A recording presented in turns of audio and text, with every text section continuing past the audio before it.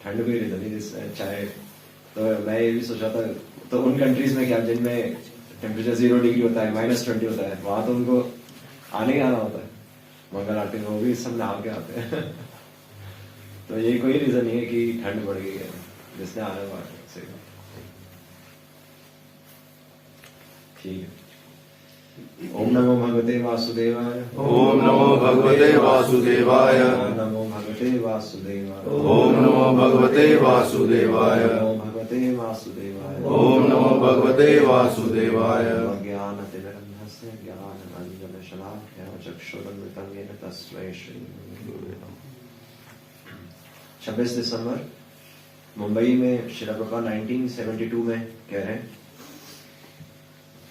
सौभाग्य की देवी लक्ष्मी जी को चंचला कहा जाता है। लक्ष्मी जी है ना, गॉडेस ऑफ फॉर्च्यून।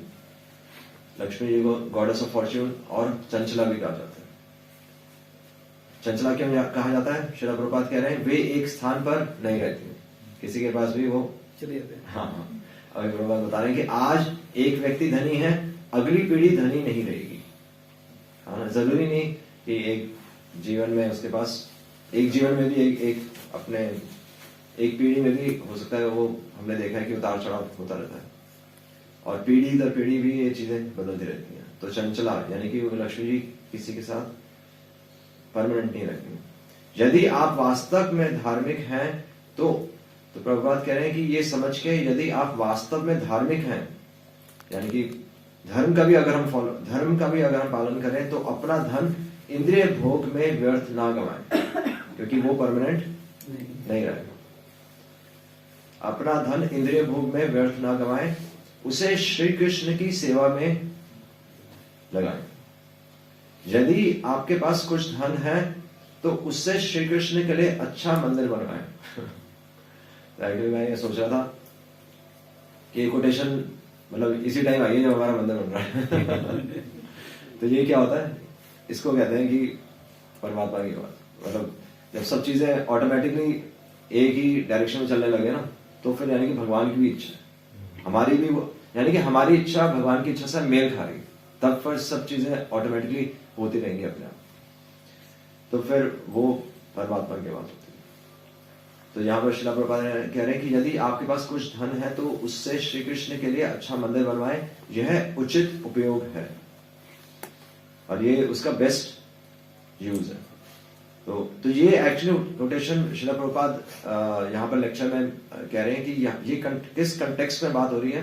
तो श्रील प्रभुपाद बता रहे हैं कि एक्चुअली तो चैतन्य महाप्रभु की लीला में भी तो सनातन गोस्वामी, रूप गोस्वामी और सनातन गोस्वामी जो षड गोस्वामी में से हैं, तो वो शुरू में कौन थे?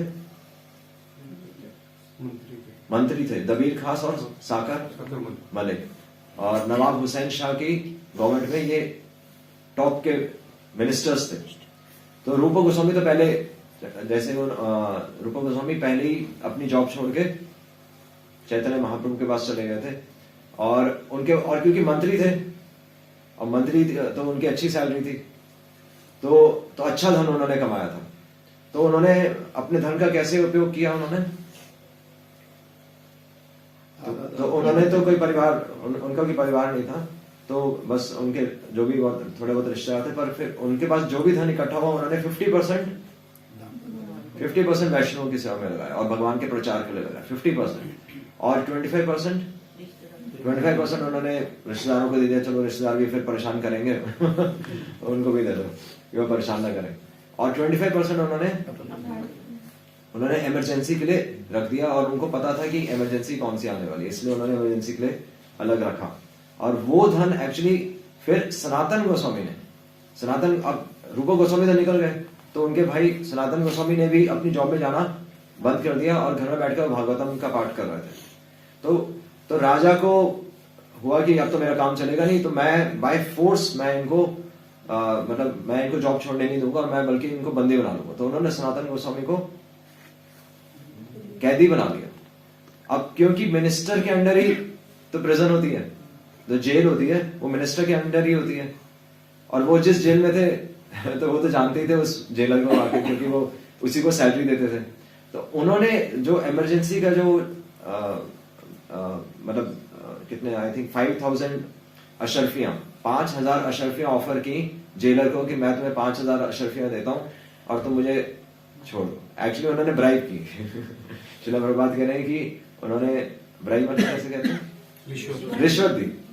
उन्होंने रिश्वत दी और 5000 में एक्चुअली वो थोड़ा सा लालची हो गया क्योंकि वो तो सबका स्वभाव है। तो उन्होंने कहा कि नहीं तुम 10,000 ले लो, तुम 5000 छोड़ो, 6000 छोड़ो, 7 छोड़ो, तुम सीधा 10 ले लो, पर जितना है मेरे को छोड़ दो, और क्योंकि मेरे को भक्ति करनी।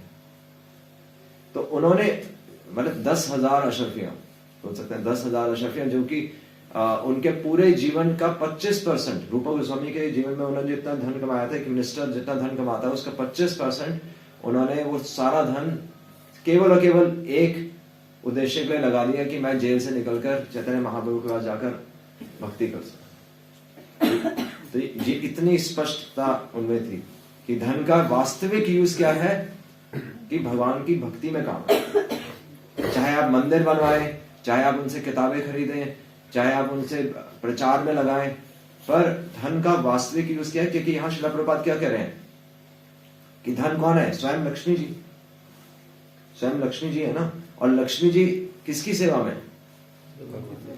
लक्ष्मी जी नारायण के चरणों में। लक्ष्मी जी नारायण की सेवा करें, लक्ष्मी जी हमारी सेवा के लिए नहीं है। और हमारा संसार चाहता है कि हम लक्ष्मी को अपनी सेवा के लिए लगाते हैं। और वैसे भी श्रील प्रभुपाद कह रहे हैं लक्ष्मी चंचला है, आप अगर प्रयास भी कर लेंगे तब भी वो आपके पास नहीं रहेगी। तो वो एक स्थान पर नहीं रहती। तो अब ये हमें पता भी है, पता तो है ही, वैसे हम सबने कितनी बार सुना है, पर ये होता क्यों नहीं वैसे? वैसे मतलब ये आप मतलब हम हिस्ट्री में देखेंगे तो ये हमेशा हुआ है कि धन को कभी भी अहमियत नहीं दी गई।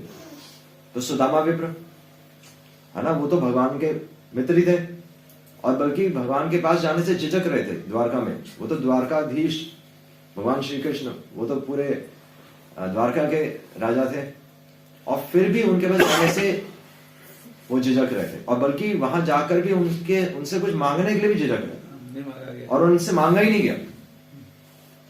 और तो ध्रुव महाराज को भगवान के दर्शन हो गए। ध्रुव महाराज कह रहे हैं मुझे कुछ नहीं चाहिए। नचिकेता यमराज के पास, यमराज कह रहे हैं कुछ मांगो, नचिकेता कह रहे हैं मुझे कुछ नहीं चाहिए। कोयला विशा श्रीधर, चैतन्य महाप्रभु ने स्वयं उनको अपने दर्शन करवाए, मतलब भगवान स्वरूप में अपने दर्शन करवाए, और कोयला विशा श्रीधर तो वो कह रहे हैं कि मुझे आपके दर्शन हो गए, मुझे और कुछ नहीं चाहिए।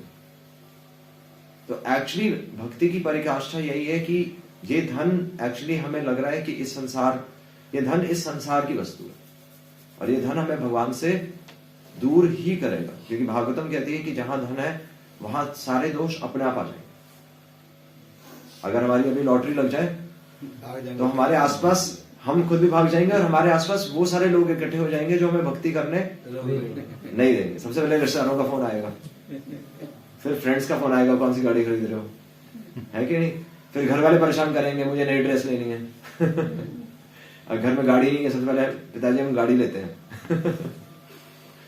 तो धन हमें भगवान से दूर ही करता है। सारे जितने भी सेंट्स हैं, जितने भी भक्त हुए हैं, वो अपने जीवन से हमें यही दिखा रहे हैं कि धन एक्चुअली हमें भगवान से दूर करता है। और तो ये सब समझने के बाद भी, ये सब सुनने के बाद भी होता क्यों नहीं हमसे? अपनी इच्छाओं के कारण नहीं होता ही। हाँ, इच्छाएं तो है ही, पर हमारी, वही तो मैं कह रहा हूँ, हमारी इच्छाएं क्यों है ऐसे? मतलब हम समझ रहे हैं कि हमारी इच्छा नहीं होनी चाहिए, फिर भी हमारी इच्छा वहीं जा रही है। प्रकृति का प्रभाव है। एक्चुअली हम अपनी बुद्धि से भी हम इसको सपोर्ट कर रहे हैं। यह भगवत गीता का कौन सा श्लोक है ये, कि हम एक्चुअली भगवान की बात मान नहीं रहे। हाँ, फेथ नहीं, पर भगवान भगवत गीता में एक सिद्धांत बता रहे हैं। वो सिद्धांत हम अपने जीवन में हम समझ ही नहीं पा रहे वो सिद्धांत।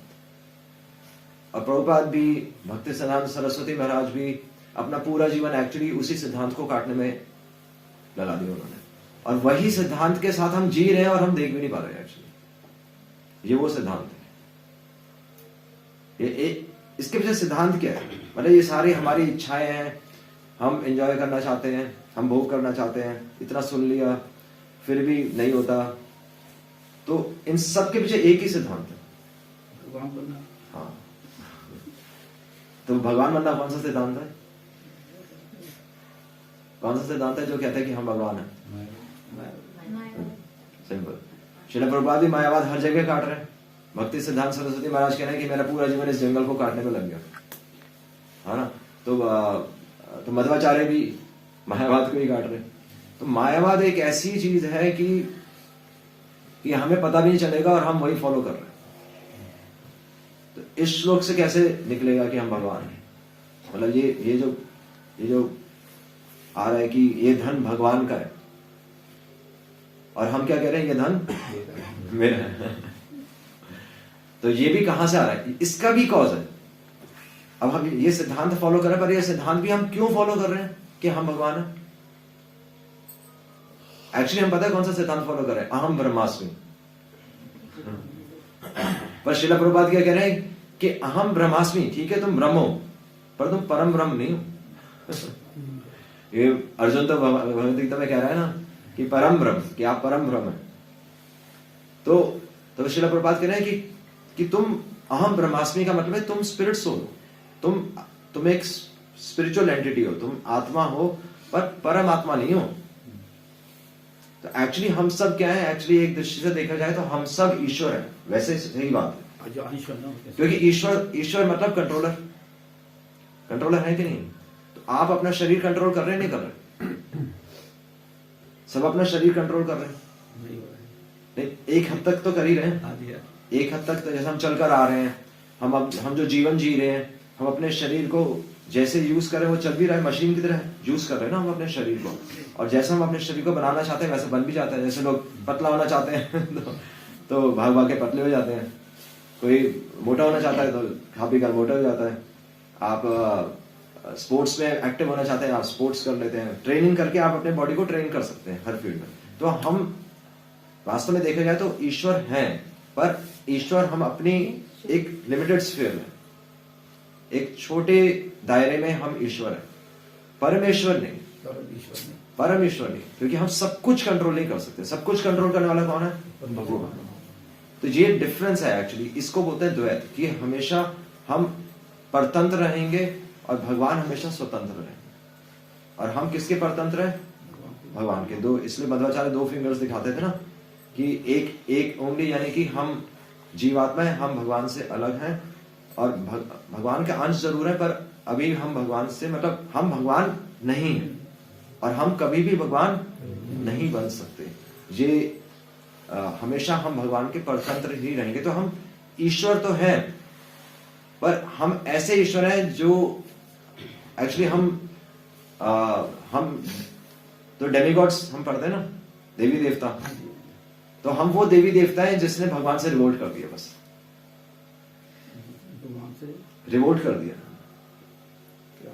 रिवोल्ट मतलब विद्रोह। हमने भगवान से विद्रोह कर दिया। जैसे इंद्र नहीं है, इंद्र के जो पास्ट टाइम आता है गोवर्धन लीला, तो इंद्र ने भगवान से विरोध कर दिया, विद्रोह कर दिया। एग्जैक्टली वही चीज हम भगवान के साथ कर रहे हैं। भगवान ने हमें एम्पावर किया था, हमें भगवान ने इंद्र बनाया नहीं बनाया। आप अपना परिवार चला रहे हैं, गाड़ी चला रहे हैं, बिजनेस चला रहे हैं, शॉप चला रहे हैं, सब चीजें चला रहे हैं, बट हम वो इंद्र हैं जिसने भगवान से विद्रोह करके वो संपत्ति अपने लिए यूज कर रहे हैं बस। और उसका भी आधार क्या है? ऐसा हम क्यों कर रहे हैं? हमने विद्रोह क्यों आया? भगवान को पीछे छोड़ना चाहते हैं, इसलिए है। तो एक्चुअली भगवान भगवद गीता में क्या कह रहे हैं कि ममेव वंश जीवभूत, ममेव वंश जीवलोके जीवभूत सनातन। तो भगवान क्या कह रहे हैं? हम क्या है?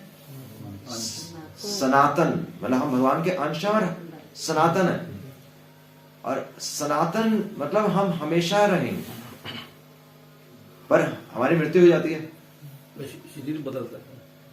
तो एक्चुअली हम ये समझ रहे हैं कि बस मेरा ये जीवन, इसलिए हम भगवान बन गए। हम ये कंसेप्ट ही नहीं समझ पा रहे कि हम सनातन हैं। क्योंकि अगर सनातन है तो इस जन्म के बाद भी आपका जन्म चलेगा, मतलब मृत्यु के बाद भी आपका। और आपको किसको आपकी जजमेंट कहां पर होगी? फिर भगवान के पास। तो हम क्या सिद्धांत लेकर चल रहे हैं कि बस बस जो है बस यही है, इसलिए जो है मेरा है। अगर हम इस सिद्धांत को समझ जाएं कि हम सनातन है, हमारी मृत्यु नहीं होगी, तो हमें समझ में आएगा कि भगवान पिक्चर में है।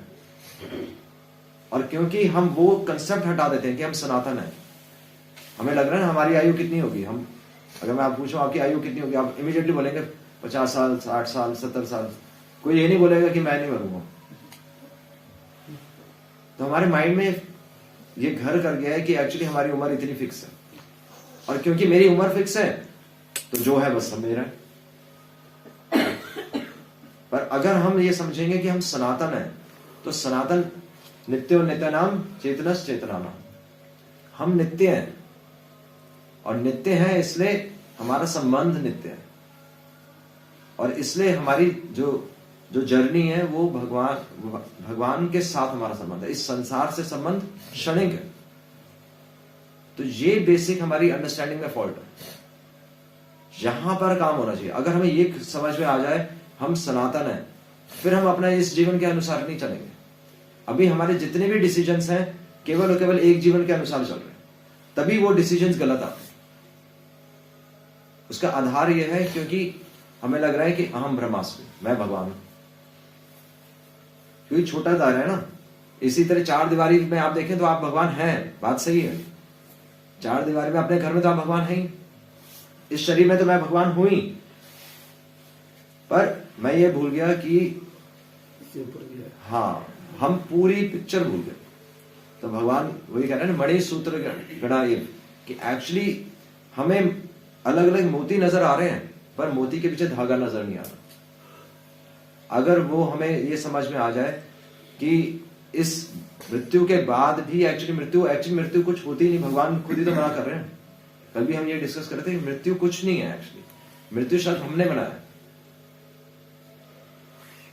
ये सारे शास्त्र इसी सिद्धांत को बता रहे हैं, और वहीं से एक्चुअली हम भगवान, तभी हम भगवान की सेवा कर पाएंगे। जब तक हमें कंसेप्ट क्लियर नहीं होगा तब तक हम खुद भगवान बन के जीते रहेंगे, क्योंकि सामने नजर ही आ रहा है कि मैं अपना जीवन चला रहा हूं, है ना। अब मेरा जन्म हुआ, मेरी मृत्यु हुई, बस खत्म हो गया। उसके बाद कौन सी पिक्चर चल रही है उसके बाद किसी ने देखा ही नहीं। बट नहीं, यहां पर हमें इसीलिए हम एक्चुअली मायावाद ही फॉलो कर रहे हैं। हम एक्चुअली मायावाद बोलते हैं, पर हम फॉलो खुद मायावाद ही कर रहे हैं, और इसलिए हम भगवान को दे ही नहीं पा रहे। मायावाद यही कहते हैं मैं भगवान हूं, है ना। तो इसलिए अगर आप देखेंगे, अगर ये कंसेप्ट क्लियर हो जाए कि मैं भगवान नहीं हूं और मेरा जीवन कौन चला रहा है, भगवान चला रहे हैं। और तो अब ये अभी भी ये थ्योरी है, वैसे अभी भी थ्योरी है ना, अभी कुछ एकदम से कुछ होगा नहीं। तो इसको प्रैक्टिस करना पड़ेगा। प्रैक्टिस करने के लिए क्या करेंगे?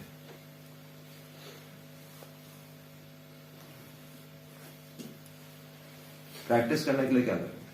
इस कंसेप्ट को कि भगवान है और मेरा जीवन चला रहे हैं। अपने आप तो इंसान कर भी कुछ नहीं सकता है। नहीं, करना आप ही को पड़ेगा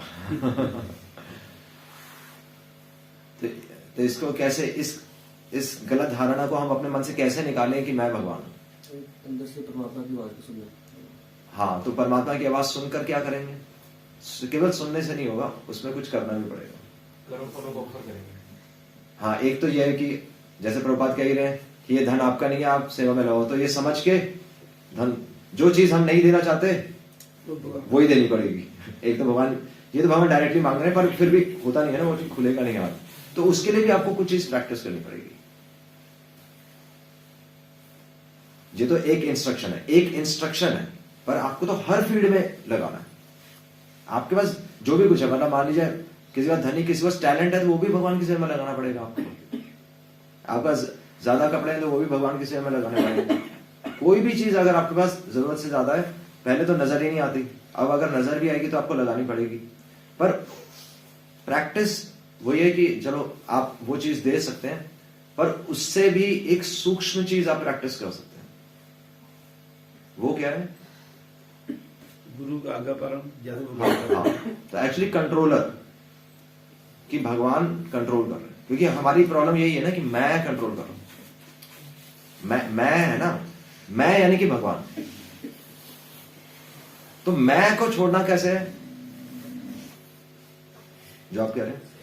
आज्ञा पालन करिए। हाँ, मैं को छोड़ने का एक ही तरीका है कि जो हमसे एक्सपेक्ट किया जा रहा है बस आप वो करते रहिए। मैं को छोड़ने का तरीका है कि नियम जो बने हैं उनको फॉलो करो। उनको आप जितना आप स्ट्रिक्टली नियम, इसलिए प्रभुपाद ने कहा है मिलिट्री रूल की तरह फॉलो करो। नियम मतलब यही है कि मैं नहीं, यही है ना। जो ऊपर से आधा नियम तभी फॉलो नहीं होते जब मैं हूं, और अगर मैं को हटाना है तो नियम फॉलो करना, बस मैं फॉलो, नियम फॉलो करें। और बात मतलब जो वैष्णव हमसे इच्छा कर रहे हैं, जैसे हम कह रहे हैं कि अगर आपको चलना है तो बस चलना है, बस ऐसे होता है ना, जैसे प्रोग्राम के लिए चलना है तो चलना है, आप कुछ नहीं कर सकते, तो मैं छोड़ना पड़ेगा आपको वहां पर, तो वहां पर काम होगा। और इसकी प्रैक्टिस फिर रोज करनी पड़ती है, रोज करनी पड़ती है, हर क्षण करनी पड़ेगी, तभी तो फिर हम अपने मैं से निकलेंगे। और मैं मतलब कंट्रोलर, और ये समझ के फिर हम देख पाएंगे कि वास्तव में मेरा जीवन भगवान ही चला रहे हैं। क्योंकि जब हम कर जाएंगे तो आप देखेंगे कि तो रिजल्ट अच्छा ही निकला। ऐसा नहीं है कि हम परेशान होंगे, नियम फॉलो करके हम एक्चुअली वो बेनिफिट ही मिलेगा हमें। शुरू में बच्चे को ऐसा लगता है ना कि मेरे को बांधा जा रहा है, पर स्कूल जाते जाते बच्चे को अच्छा लगने लगता है, और बाद में उसका फिर फ्यूचर भी बन जाता है। इसी तरह अभी हम भगवान की बात नहीं सुनना चाहते, पर अगर बात मान लेंगे तो फिर हमारा अल्टीमेट बेनिफिट ही होगा।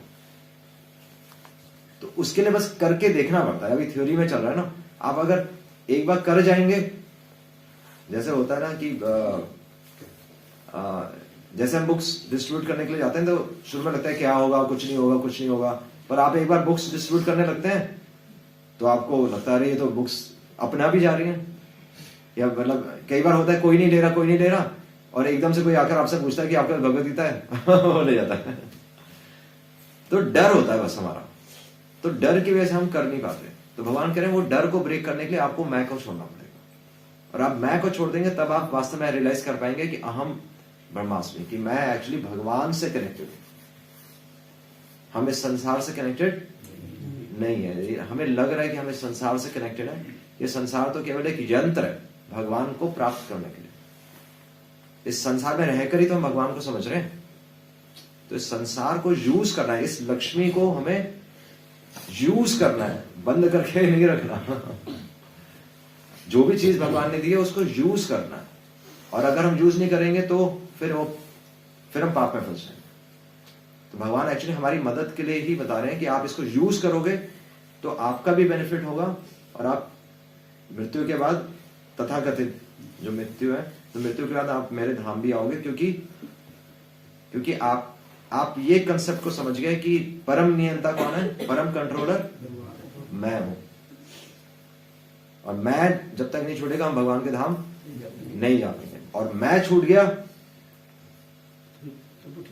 तो एकदम से फिर भगवान बुला लेंगे, है ना। मतलब भगवान फिर भगवान एम्पावर कर देंगे। एक्चुअली बुला लेंगे तो डर लगता है कि बुला लेंगे डर लगता है ना कि भगवान बुला लेंगे, जाना पड़ना ही। डर लगता है वैसे भगवान बुला लेंगे। कौन जाना चाहता है? सारे यहाँ जाएंगे। ये मुश्किल है। सब जाना चाहते हैं तो यानी मृत्यु के समय आप डरेंगे नहीं। डर लगना चाहिए। हाँ, लगना नहीं चाहिए वैसे, पर डर तो लगेगा ना, क्योंकि शरीर ही है। हम झूठ बोल रहे हैं एक्चुअली, क्योंकि हमारा शरीर है। अगर हमें डर नहीं लगता तो ये शरीर खत्म हो चुका होता। मुझे डरते तो है लेकिन जाना तो चाहते हैं। आराम से ले जाए कोई, आराम से ले जाए, आराम से ले जाए, कोई मेहनत ना करनी पड़े, पॉइंट ये है। पर फिर हम ये भूल गए ना कि भगवान ने आत्म संशुद्धि के लिए बनाया, हमारी शुद्धिकरण के लिए बनाया, क्योंकि हम अच्छे व्यक्ति नहीं, इसलिए हमें अपने शरीर को रगड़ने की जरूरत है। अभी तो हम भगवान को नहीं देना चाहते, अभी तो हमारी ये स्थिति। भगवान तो आराम से ले जाएंगे, फिर भी चलते हैं। भगवान आराम से ले जाएंगे, पर पॉइंट है कि हम सुधरने को तैयार नहीं। हम वहां पर जाकर भी अपने पास रख लेंगे, अपनी अलमारी बना लेंगे अपनी अलमारी बना लेंगे, वहां पर भी हम आराम से बैठ के कोने में चैंटिंग कर रहे होंगे। वहां पर हम सेवा नहीं करेंगे, क्योंकि यहाँ पर भी यही करते हैं, आराम से कोने में बैठ के चैंटिंग करते हैं ना भगवान कह रहे अभी तुम रेडी नहीं हो एक्चुअली, इसलिए वरना तो भगवान आराम से ले जा सकते थे। तो हमें रेडी करने के लिए ये सब तामझाम हो रहा है। तो मैं छूटेगा तो भगवान हमें फिर आराम से भी ले जाएंगे। तो इसकी हमें प्रैक्टिस करनी है। और ये छोटी छोटी चीजों में बात मान के, परमात्मा की आवाज सुन के और अप्लाई करके आप इस चीज को प्रैक्टिस कर सकते हैं कि हम अपने मैं से कैसे निकलें। और फिर हमें यकीन आएगा कि मैं आत्मा हूं, और फिर हम मृत्यु के समय हमें डर नहीं लगेगा, क्योंकि हमारी मृत्यु होती, हमारी मृत्यु है ही, भगवान माना है। हरे कृष्णा कृष्णा कृष्णा हरे हरे, हरे राम राम राम हरे हरे। श्री प्रभुपाद की जय।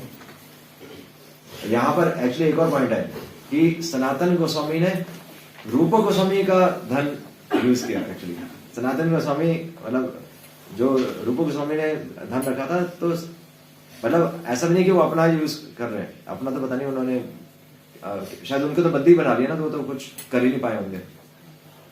तो उन्होंने रूप गोस्वामी का जो धन था वो यूज कर लिया। यानी कि अगर हमारे पास हो सकता है कि बार हम बोलते हैं नहीं ये मेरा नहीं है, मेरा नहीं, पर आपको पता है कि अगर धन है तो उसको बस भगवान के सेवा में लगा दें, चाहे किसी का भी धन है। नहीं तो अपने लिए वेस्ट है, नहीं तो हमारी नजर उस पर आ जाएगी। वेस्ट है बाद में तो किसी और नहीं, अपना वैसे भी वेस्ट है। वो तो वैसे भी देखा गया है कि धन हमेशा बैंक में पड़ा रहता है। कभी किसी के बच्चों के लिए इकट्ठा करते हैं तो दूसरे करते हैं ना, दूसरे इस्तेमाल होगा ना ये। और एक्चुअली कोई यूज नहीं कर पाता, और बच्चे की नजर भी गलत होती है और बच्चा कनाडा चला जाता है। बच्चे का भी नुकसान हो गया, बच्चा भी इतने अच्छे ज्ञान से वंचित रह गया नहीं उस धन को लेकर। तो एक्चुअली नुकसान हो गया, बहुत बड़ा नुकसान हो गया। वही धन अपना जो इस्तेमाल कर लिया। हाँ, तो इसलिए भगवान हमारे बेनिफिट के लिए कह रहे हैं कि तुम इसको प्रैक्टिस करो। हरे कृष्णा। श्रील प्रभुपाद की जय।